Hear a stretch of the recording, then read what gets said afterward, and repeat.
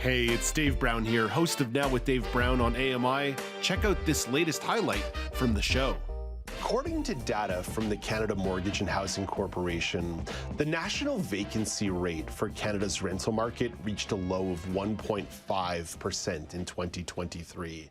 In contrast to this, the vacancy rate in retirement homes was an average of 15.6% in 2021. What if these vacant spots at seniors' residences were offered to young people? That's the basis of a new pilot program in Calgary. Bonita Paquette is the founder of the Canadian Alliance for Intergenerational Living. Hey, Bonita, thank you for taking some time to chat today. Nice to have you on the show. Thanks for having me, Dave. I'm happy to be here. So you developed the Canadian Alliance for Intergenerational Living in June of 2023. What brought about this initiative?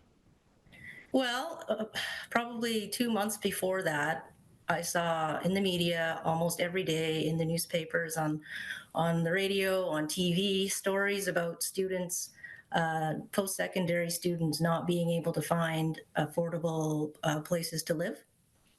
And so, that sparked something. One of my stepdaughters, we live in Calgary, but she's in school in Guelph. So she lucked out, but many of her friends have not been able to find a place to live.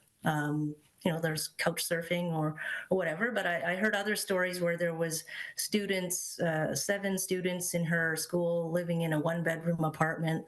I've heard of 19 students living in a basement, taking shifts, sleeping. So I just thought this is crazy. But at the same time, we have a next door neighbor, an 88-year-old neighbor who she decided to sell her home that she'd lived in for 60 years and moved into an assisted living facility last November, I believe it was.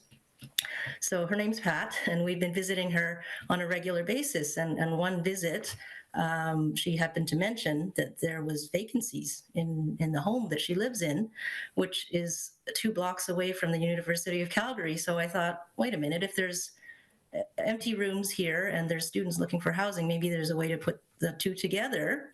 So I did some research to see if there's anything like that anywhere. And I noticed there's several different examples in other parts of the world, such as the Netherlands, even places in the US that have been doing this since 2010.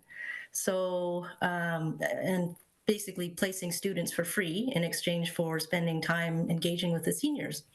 So I tried to find something in Canada.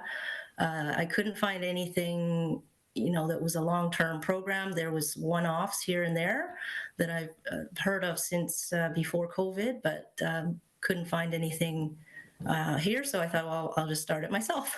So that's basically how it happened. It's a lesson in life. Sometimes you have to do things yourself, especially when it's a neat idea. You mentioned there were some models to borrow from here in the Netherlands or the US. Yeah. How did they influence how you crafted or what you are crafting? Yeah, so I actually reached out to the home in the Netherlands. It's called Humanitas in Deventer, Netherlands.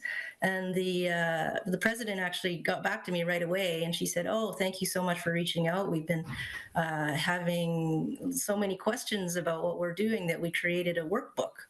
And she shared the workbook with me, and that really inspired me. So they've been doing this for many years, and intergenerational living was just one of the experiments that they did. They have about 30 different types of experiments where they're basically trying to bring together seniors and the rest of the wider community. So inviting seniors into their community, etc. So that example really, basically the model is the same. So they require their students to volunteer 30 hours a month of engaging with the seniors in whatever way they wish, in exchange for basically free living in the home. Why reinvent the wheel when the wheel already exists? Yeah. I totally get that. The pilot program has not started yet, but is going to be active by the end of August in Calgary. Yes. What are some of the things that you want to test out here as part of the pilot? Yeah, well, I mean, we're starting with 2. Just want to dip our feet into the water slowly. In the other countries where this has been done, they have 6 students. For whatever reason, that seems to be the magic number.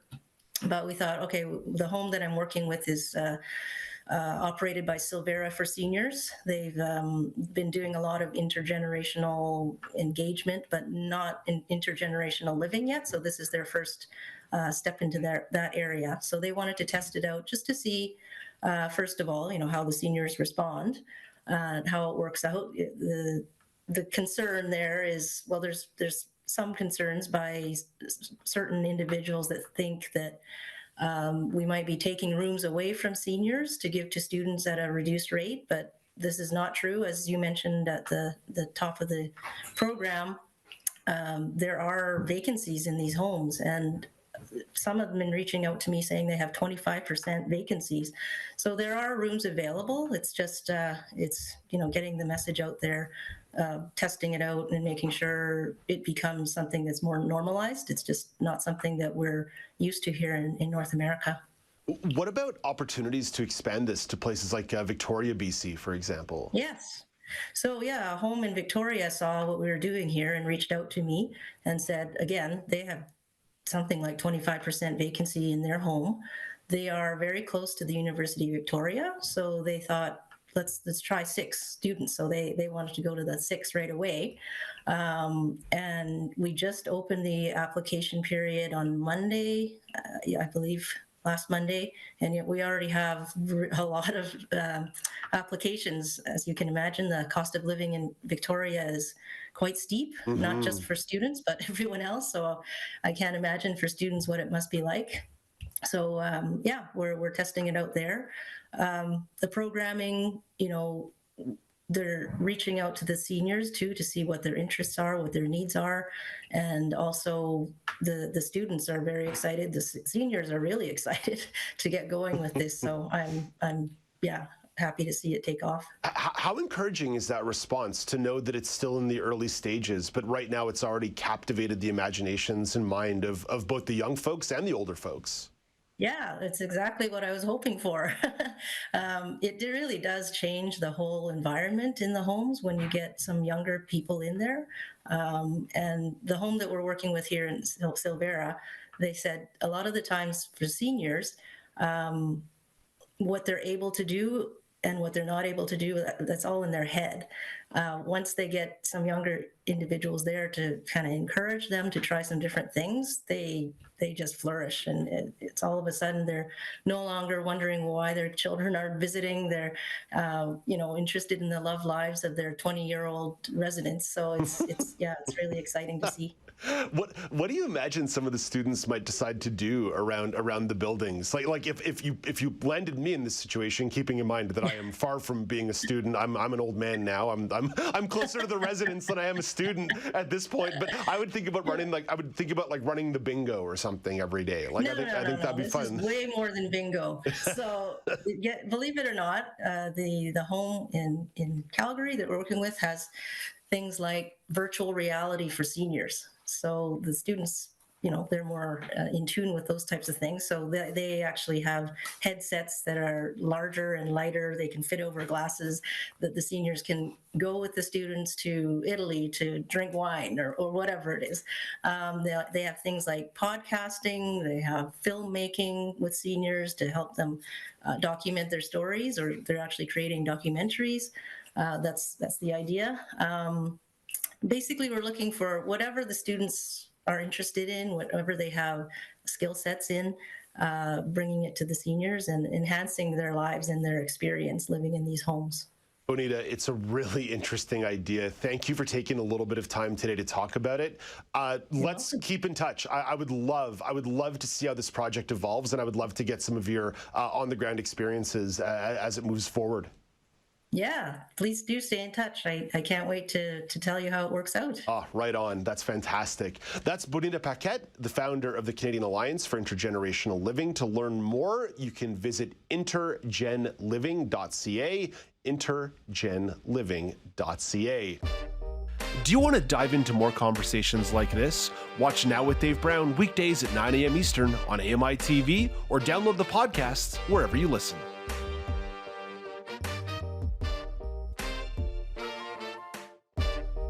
Do you want to dive into more conversations like this? Watch Now with Dave Brown weekdays at 9 a.m. Eastern on AMI TV or download the podcasts wherever you listen.